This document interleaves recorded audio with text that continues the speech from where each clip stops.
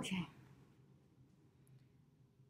I hope you all brought your own earbuds. What happens to volume of cylinder when heights triple? Okay, when heights triple and radius stays the same. All right.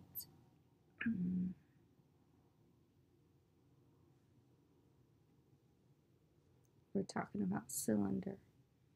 Okay, so make sure you draw a cylinder. Pick any radius you want. This is your own pick, so you can pick 5. The other one, the radius stays the same, so this one radius is also 5, but height's triple. So my height here is, let's say 10, triple it, this would be 30. Okay, what happens to volume? Then you do pi r squared times h, pi r squared times h. You can use any number but 5 and 10, okay? So 5 and 30, you can use 10 for radius and at different heights. Switch it. Don't use my numbers. Do not use my numbers. Use your own and see what happens to your volume. It will be the same. So 3.14 times radius squared times 10. Get the answer there. 3.14 times 5 squared times 30. So I'm doing 3.14 because my calculator doesn't have pi. For you guys, do pi, please.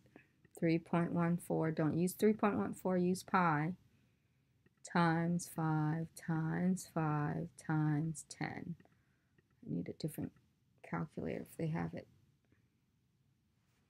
And then, but it should be the same when you're doing the work, pi or not. But because it didn't say to use pi 3.14, don't, but my calculator to show you on this computer doesn't have the capacity, so I have no choice. But you got a calculator in the classroom that can. So 355, you divide 2355 by 785.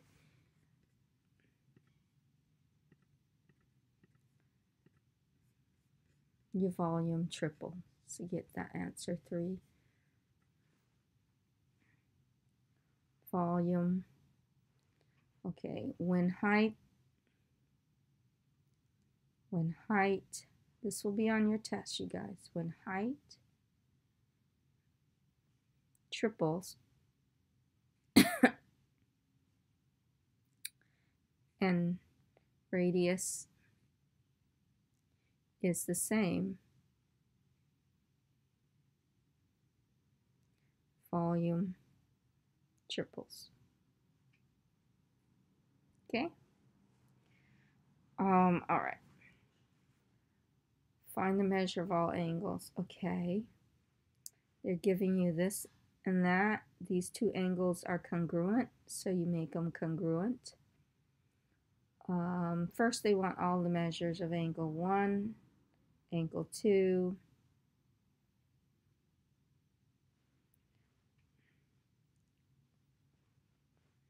angle 1 equals, angle 2 equals, angle 3 equals, all the way to angle 8. Angle 5, angle 6, angle 7, and then angle 8. Put in the angle for you. They didn't say to fill in the table. No. Find all of them. Okay, they're congruent. So 5x plus minus 80 is congruent to 2x plus 40. Okay, you minus 2x. 3x minus 80 equals to 40. Add 80. Add 80. 3x equals to 120. Divide by 3. you get x equals to 60. So you know x is 60, so and put 60 here. Plus 2 times 60 is 120, plus 40 is 160. So angle 7 is 60 degrees. Well, it's congruent to this, so angle 5 is also 60. These two are congruent to those two. Alternate interior and alternate exterior are congruent, so angle 1 is 160, no, just 60, sorry. 160, angle 3 is 160.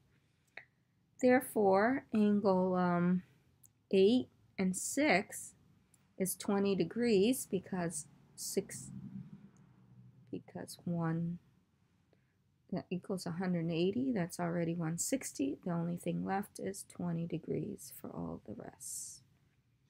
Okay? All right. This one here, triangle HAD. Okay, let's see, HAD, H-A-D. Draw the two triangles. Oops, sorry.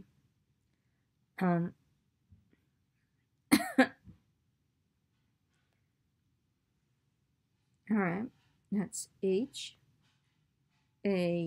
right there. That's your triangle. What do we know? We only know 20 right there. For sure, 20. You can't put 10 because 10 is only M to D, okay? So triangle EMD, triangle EM, and then D. So triangle EMD, E to M, M to D, like that. EMD, 6 and 10. So EMD has that and right there. Therefore, we need the corresponding sides to 10 is this one here. So corresponding sides to 20 is 6. So 20 over 6 equals to this length right there, AD. You can write AD and 10. So cross multiply 200 equal to 6AD. We want to find the length of AD, divide by 6. So the length of AD is how long? 200. It doesn't go in evenly. Divide by 6. 33 and a third. 333 repeating is a third. Equals side AD, right? Line segment AD. All right. If A to D, if this whole thing right there is 33 and a third, and this is 10, you minus it. Subtract that to find this distance right here. So it's 23 and 1/3. MA, what is the length of MA? Oh, yeah, I had all the space to show all that work. Didn't read. The length of AM is 23 and a third. Oh, list all alternate interior. Alternate interior, the inside, okay? Right here, I'll list it. The interior are these in here. So angle 1 and angle 7, angle 2, and angle 8. Those are interior. Exterior are the outside. Angle 3 to angle 5. And angle 4 to angle 6. They're congruent. Alternate interior and exterior are congruent. Based on the graph, what is the coordinate of center dilation right here? Center of dilation is 5 and 12. The coordinates, these are called coordinates, 5 and 12. What is the scale factor used? Well, it could be growing this way. If it's growing like that, it's increased of 1, 2, scale factor of 2. We call that a dilation. Scale factor of 2.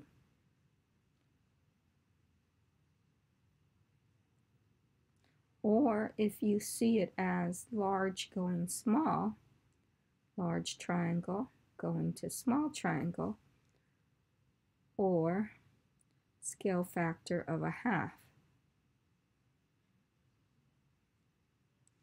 The distance of DE, okay, I'm going to erase all this. The distance of DE, you need to do Pythagorean Theorem, that's 3 and 5. So a squared plus b squared equals to this diagonal squared. So 5 squared plus 3 squared equals d squared. You get 25 plus 9 equals to d squared. 34 equals to d squared. Take the square root. D equals, and you get your, it's close to 6. 5.8 or 5.9, okay? You find that answer right there. Write a linear equation for line D to E. Okay, this is going to be on your test 100%, you guys. D to E right here. Okay, write an equation for D to E. Let's take D and E. D is 5 and 9. E is 10 and 12. 10, 12 right there. All right, let's write an equation for that. x1, y1, x2, y2, right? You find the slope first. 12 minus 9, y2 minus y1 over x2 minus x1. So we get not 12 minus 9 and 10 minus 5. You get 3 over 5 as your slope. Okay, got our slope. We get y minus y1 equals to m parentheses x minus x1. So y minus 9 equals to 5 over 3 parentheses x minus 5. So y added negative 9 equals to 5 over 3. Oh, sorry, 3 over 5. The slope is 3 over 5. X minus cross cancel here, 3. Okay. Then you add 9. Additive inverse, that's a negative 3. Y equals to 3 over 5x plus 6.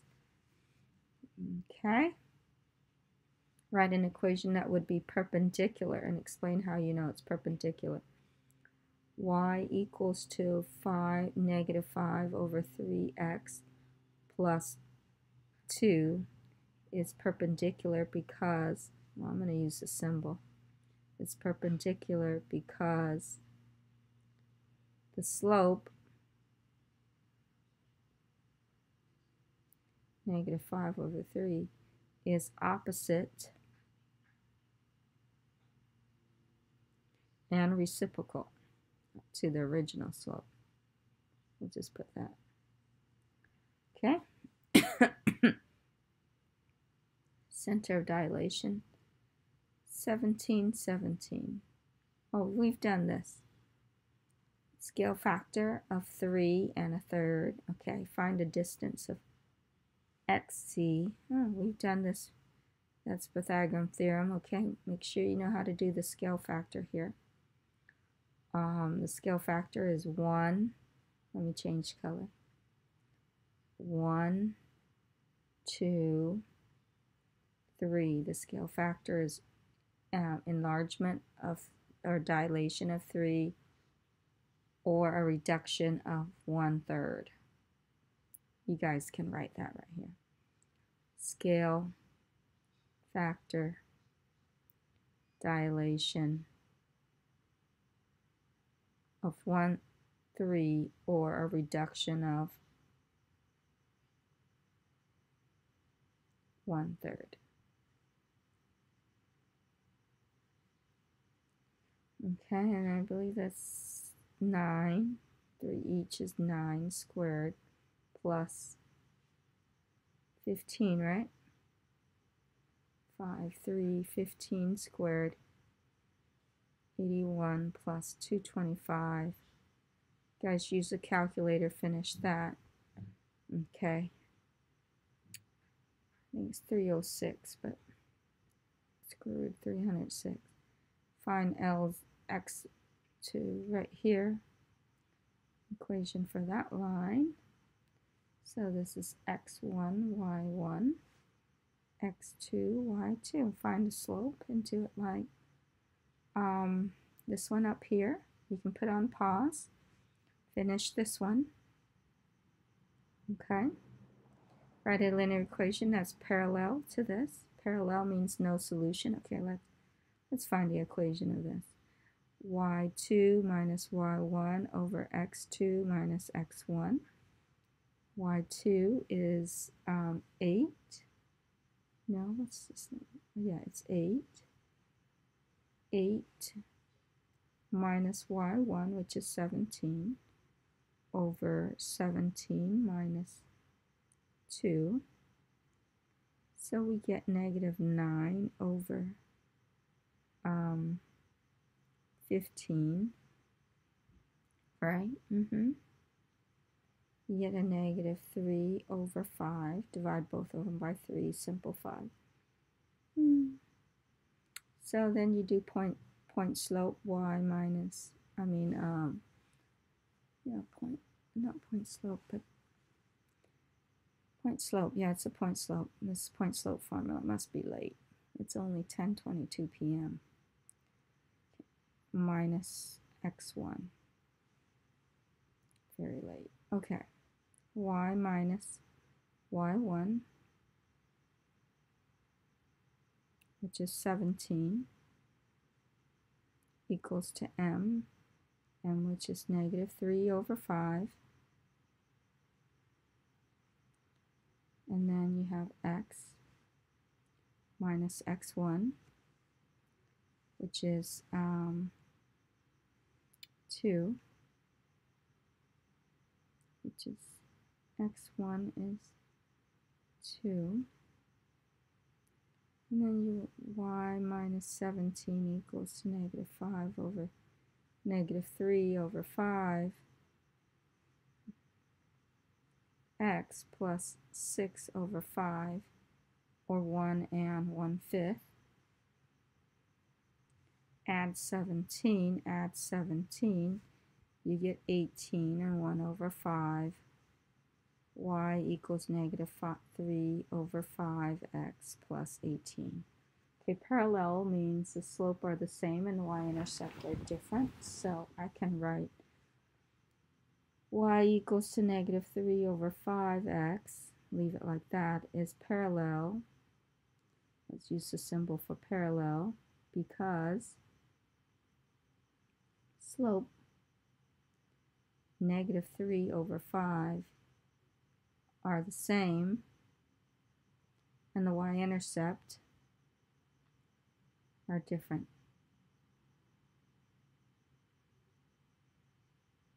This y-intercept is 0 here.